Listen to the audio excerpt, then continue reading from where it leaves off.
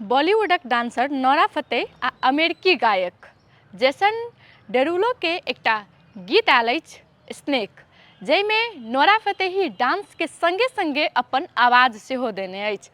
एहि गीत में जेसन डेरुलो संगे नोरा फतेही सेहो गीत गेने छथि। एखन तक बॉलीवुड के फिल्म सबके गीत के सीन सब में हुनका वा अलग से कोनो कैसेट बनै छै ओहिमे डांस करैत मात्रे देखल गेल छल, मुदा एहिमे हुनका गीत गबैत सेहो देखल गेल अछि।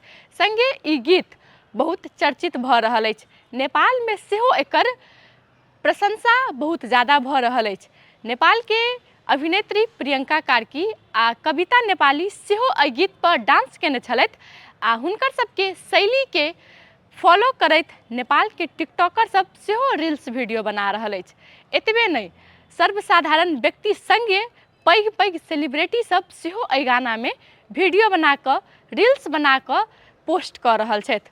हुनकर नोरा फतेही के ई जे गीत छै एहिमे बॉलीवुड आ हॉलीवुड के मिक्स कऽ कऽ बनायल गेल अछि।